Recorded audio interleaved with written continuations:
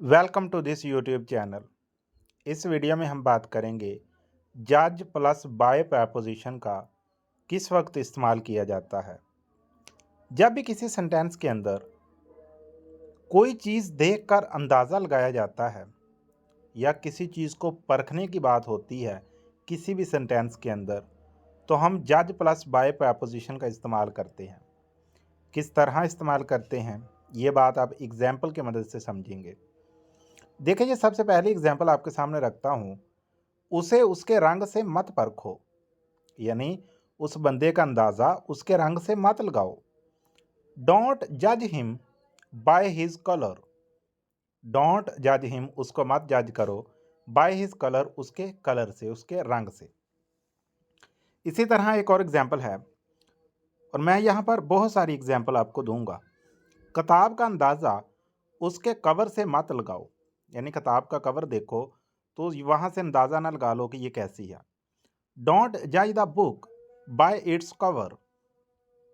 इसी तरह एग्जाम्पल है, लोगों को उनकी ज़ाहरी शक्ल से कभी मत परखो, यानी किसी की शक्ल सूरत देखकर उसको मत परखो कि वो कैसा है। नेवर जज पीपल बाय देयर अपीयरेंस। इसी तरह एग्जाम्पल है, किसी को उसके कपड़ों से मत परखो। डोंट जज a person by their clothes. यहाँ पे देयर का इस्तेमाल आपको थोड़ा सा अजीब लगेगा, लेकिन जब जिन्स मालूम ना हो तो हम देयर लगा सकते हैं पीपल के साथ, और सॉरी, पर्सन के साथ। किसी को उसके कपड़ों से मत परखो। डोंट जज a person by their clothes, यानी किसी शख्स को उसके कपड़ों से मत परखो। आप देयर की जगह पर हिज भी लगा सकते हैं या हर भी लगा सकते हैं।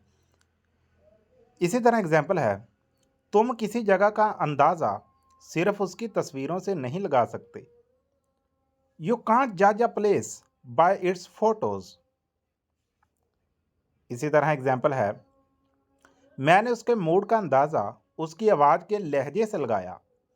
आई जज्ड हिज मूड, जज की second form judged. I judged his mood by the tone of his voice. जो उसकी टोन थी उससे मैंने उसका अंदाज़ा लगाया।